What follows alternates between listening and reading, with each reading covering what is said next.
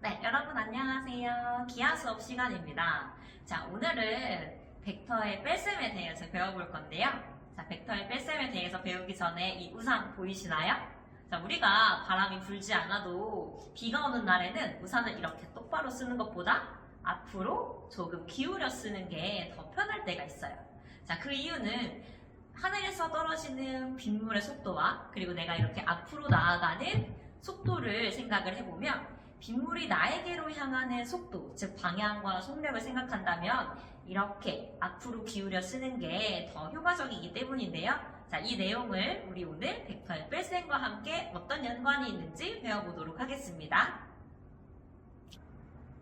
자, 이제 벡터의 뺄셈을 배우기 전에 우리 다 함께 학습 목표를 읽어볼게요. 시작! 벡터의 뺄셈을 할 수 있다. 자, 이제 두 벡터의 뺄셈에 대해서 배울 건데 두 벡터 A 벡터와 B 벡터에 대하여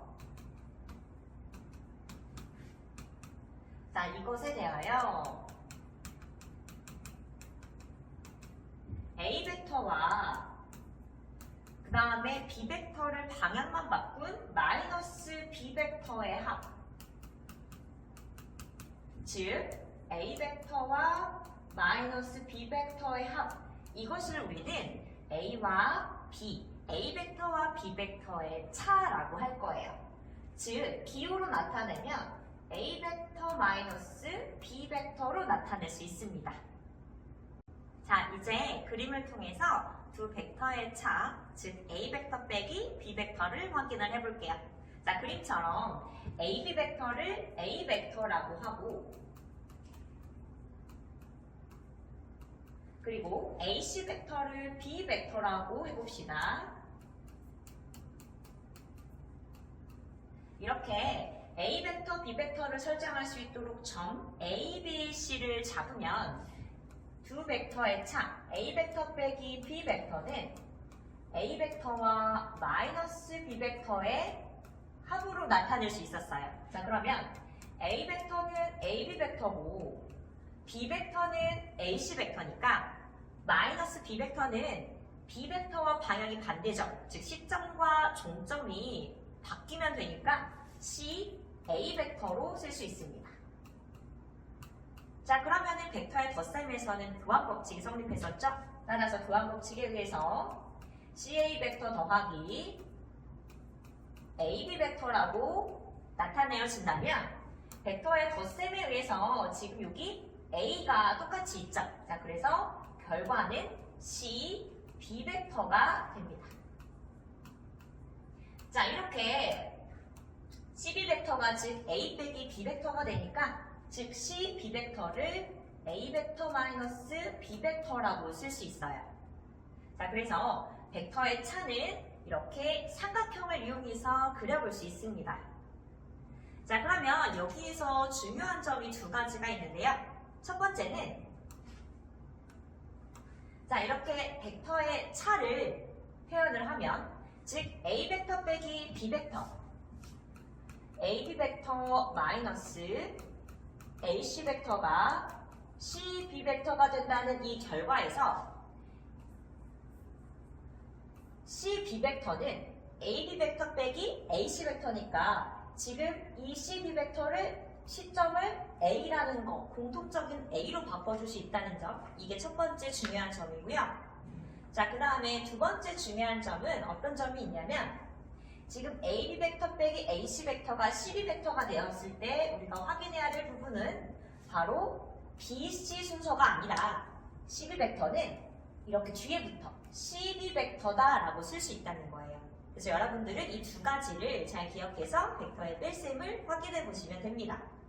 자, 이제 A 벡터 빼기 B 벡터를 그림을 이용해서 해결하는 방법을 선생님과 함께 배워볼 건데요. 선생님이 두 가지 방법을 알려줄 거예요. 여러분은 이 두 가지 방법을 습득을 해서 문제 해결에 잘 활용하시기 바랍니다.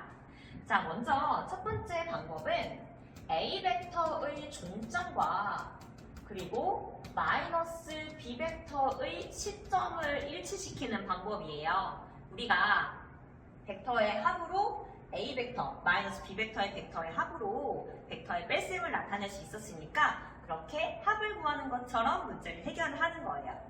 자, 그러면 A 벡터와 B 벡터가 나와 있으니까 우리 마이너스 B 벡터가 필요하겠죠? 자, 그래서 마이너스 B 벡터를 그려보겠습니다. 자, 마이너스 B 벡터는 B 벡터와 크기는 같은데 뭐가 다르죠? 그렇죠. 방향이 다르죠? 자, 그래서 B 벡터가 이렇게 아래로 향해 있다면 마이너스 B 벡터는 크기는 똑같고 위로 향하는 벡터가 될 거예요. 자, 이제 A 벡터와 마이너스 B 벡터의 종점과 시점을 각각 일치시켜 보겠습니다. 자, 이 A 벡터와 같은 벡터를 이제 그려주고 여기에서 이 A 벡터의 종점에서 이제 마이너스 B 벡터를 그려줄게요. 마이너스 B 벡터는 위로 올라가는 형태를 띠고 있죠. 자, 그러면 A 벡터와 마이너스 B 벡터, 즉 A 벡터 시점에서 출발해서 결국 마이너스 B 벡터의 종점에서 끝나는 이 벡터가 바로 A 빼기 B 벡터가 됩니다. 그래서 그 벡터를 그려보면 이렇게 그릴 수 있어요. 즉 A 벡터 마이너스 B 벡터는 이 삼각형의 한 변처럼 그려지게 되겠죠?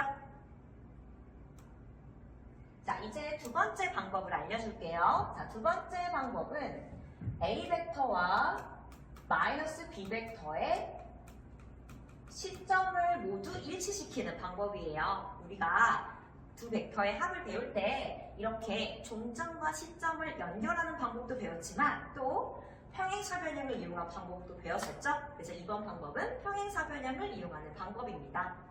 자, 그러면은 A 벡터를 그려봅시다. 자, A 벡터를 그려주고 자, 그 다음에 마이너스 B 벡터를 이 A 벡터의 시점에 맞춰서 이렇게 그려줄게요. 자, 그러면 A 벡터와 마이너스 B 벡터에 이렇게 시점이 일치된 걸 볼 수 있죠?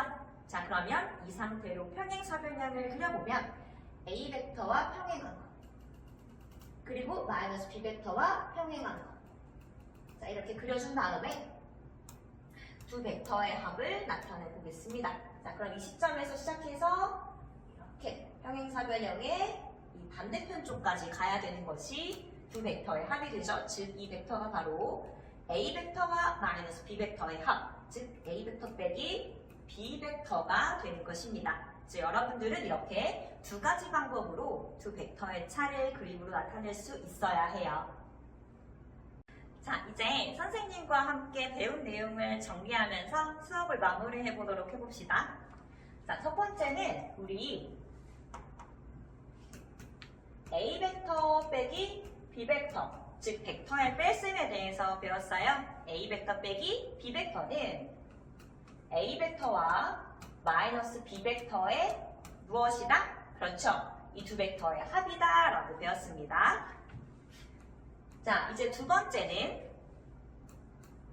AB 벡터 빼기 AC 벡터는 어떻게 나타낼 수 있었죠? 시점이 A로 같으니까 BC 순서를 바꾼 C, B, 즉 C, B 벡터다 라는 것도 배웠어요. 자, 그 다음에 세 번째는 우리 벡터를 그림으로 표현하는 두 가지 방법을 배웠는데요. 자, 첫 번째는 어떤 방법이었냐면 A 벡터와 A 벡터의 종점과 그 다음에 마이너스 B 벡터의 시점을 일치시켰습니다. 자, 그 다음에 두 번째는 A 벡터와 마이너스 B 벡터 둘의 시점을 모두 일치시켰습니다. 이렇게 두 가지 방법으로 A 벡터와 B 벡터를 나타내는 방법을 배웠어요. 자, 이 내용을 우리가 정리를 잘 하면 다음 시간에 벡터의 실수배에 대해서 배울 텐데 더 쉽게 학습할 수 있을 거예요. 자, 모두 수고 많았습니다.